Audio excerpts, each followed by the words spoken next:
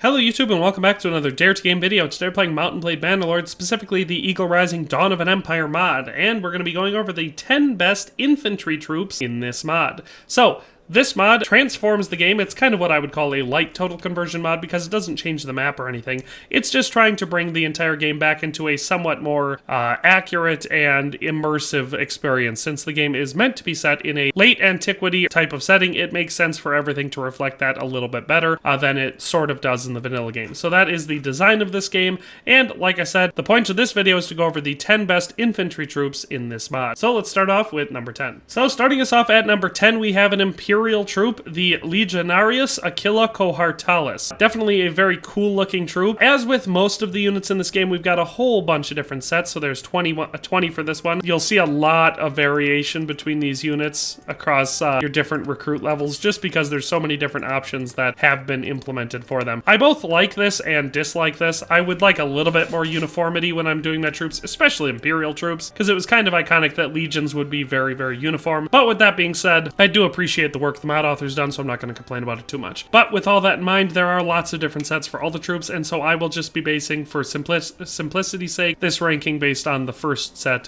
for each unit. And so the Legionarius AQUILA COHORTALES is part of the noble troop tree, so these are going to be ones you can recruit from Imperial villages bound to castles in the Imperial territory. So the loadout for these ones, like I said, we're just going to base on the first set for all of these. The helmet has 50 head armor, the body has 55 body, 17 arm, and 12 leg. The armor has 25 arm, and the leg armor has 30 leg. So total armor value there, or I should say the AAR there, is 47.25, making it pretty dang high, some of the highest in the game.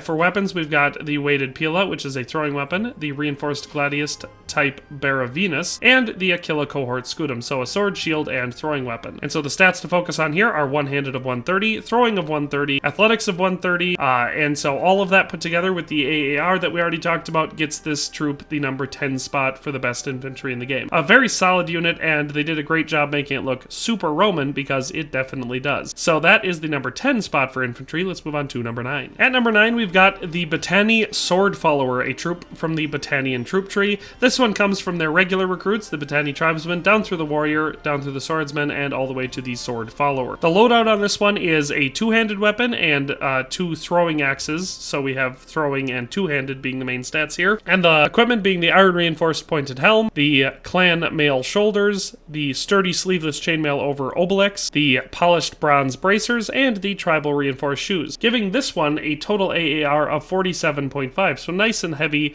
very protective armor here. Stats to focus on, like I said, are two-handed of 130 and throwing of 130, and also athletics of 130. So a very solid infantry unit, not so much as a frontline sword and shield or sword and board as some people would say infantry unit, more as a shock infantry, but they also have a lot of throwing weapons, which makes them pretty good at some light skirmishing as well. So the BATTANII Sword Follower is an excellent unit, and they take the number 9 spot overall for infantry. Let's move on to number 8. At number 8, we have another Battanian troop, the BATTANII BLOODSWORN, and so these ones are going to be similar to the last one in a lot of ways, except these ones are a more stereotypical sword and board type infantry. So here for our loadout, we have a brass reinforced pointed helm, the clan mantle over mail, the sturdy chainmail over tartan, the reinforced invisible bracers, and the tribal reinforced shoes for the armor on this one, giving us a total AAR of 48, so nice and high there. We also have, for equipment, the jagged throwing spear, which is a polearm, the clan reinforced large oval shield, and the fine longsword. So stats to pay attention to here are polearm of 130, one-handed of 130, and athletics of 130. So again,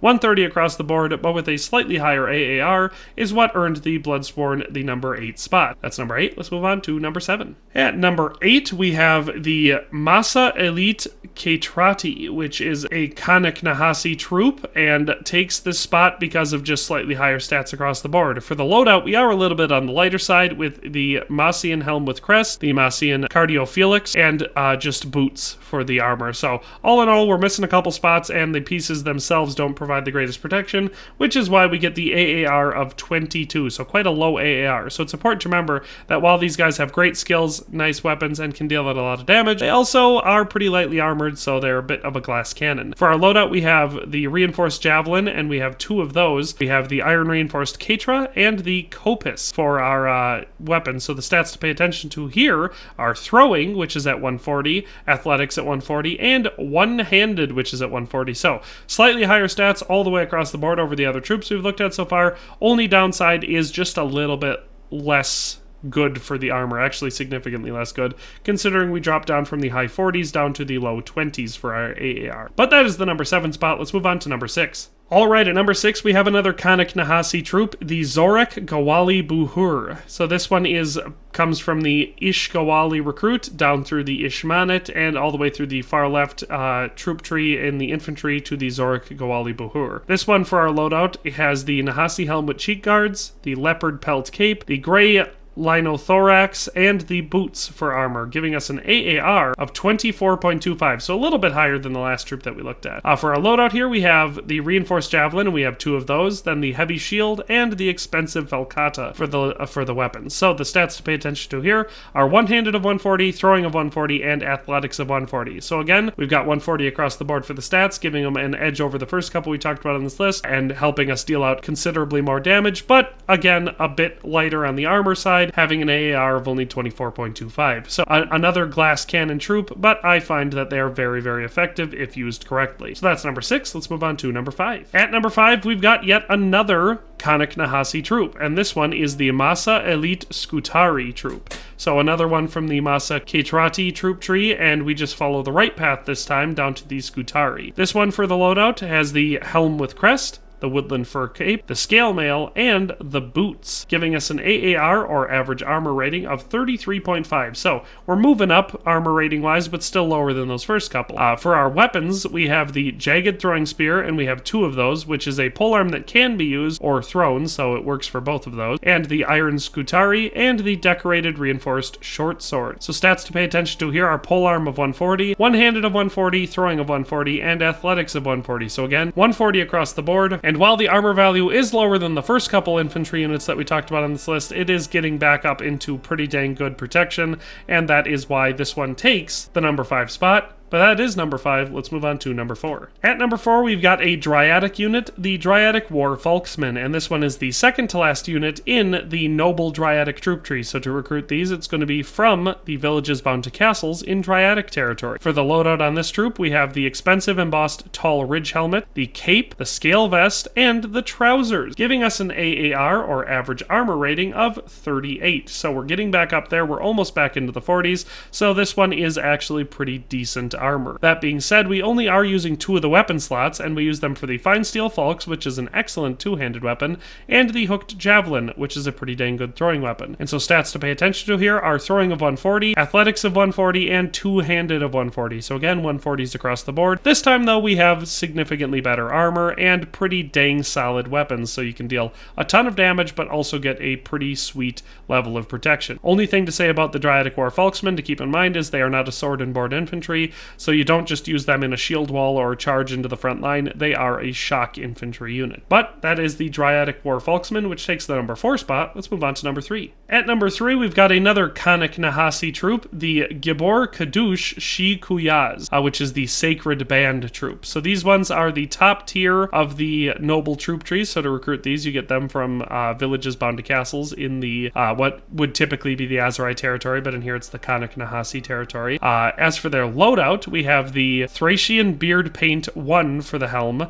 the Bronze Musculata with Terouge for the body armor, and the Bronze Greaves for leg armor, which gives this troop an AAR of 42.25, so we're up into the low 40s, which is really, really good armor value. For weapons, we have the Reinforced Spear, which is a polearm, the Sacred Band Aspis, and the Decorated Copis for our weaponry. So stats to pay attention to here are polearm of 160, one-handed of 160, and athletics of 160. So a nice big jump above those last several troops. We're up to the 160 across the board, and pair that with the better armor obviously makes this one a really, really good infantry unit. So that is the GIBBOR QADUSH SHEQUYAZ, which takes the number 3 spot. Let's move on to number 2. At number 2, we've got an Imperial troop, the LEGIONARIUS EXTRAORDINARIUS, which is a fun name that I really like. I would assume it just translates into extraordinary legionary. Whatever the direct translation may be, that's what I take away from it. Here for our loadout, we have the embossed Gallic D for the helmet, the expensive Lorica segmentata, the Manica brass scale for our arm armor, and the officer's greaves for our leg armor.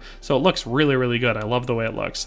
For weapons, we have the weighted pila for a throwing weapon, the decorated gladius type bravinus for our one-handed weapon, and the evocatus scutum for our shield. So stats to pay attention to here are throwing of 160, one-handed of 160, and athletics of 160. Pairing all of that with an AAR or average armor rating of 52.25, making it the best armored troop in the entire game. So there aren't any other infantry units that come to that level of armor. This one is super well protected. And the fact that we have really, really good stats makes the Legionarius Extraordinarius an extremely good infantry unit. So that's why it takes the number 2 spot.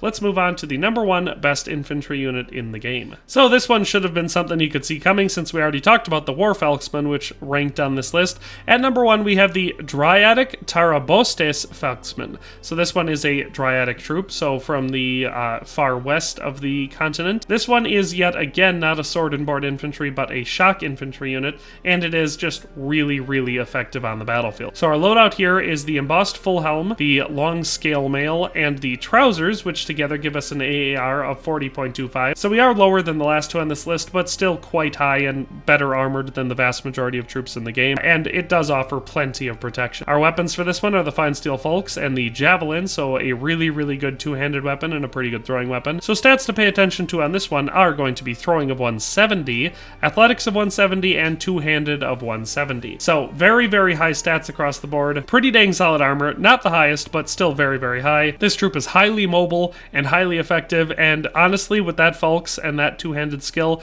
it one-hits most enemies. Obviously, pairing it against the Legionarius Extraordinarius is going to result in high fatalities for the Falxmen if you're just sending them, you know, into like a full-on charge shield wall style, because they're not sword and board infantry. But if you use them effectively, they are devastating on the battlefield and annihilate basically any type of troops, including cavalry. So an extremely effective infantry unit, and it takes the number 1 spot. But that is all 10 of our best infantry units in the Eagle Rising mod. Hope you enjoyed this video and found it useful, but that's all for today. We'll see you next time. Thanks for watching another Dare to Game video. If you liked this video, please leave a like and a comment. If you haven't already, be sure to subscribe to the channel. If you like my content and would like to support this channel, consider becoming a member today for as little as $1.99 a month. It makes a huge difference. But in any case, thanks for watching and have a nice day. I'll see you next time.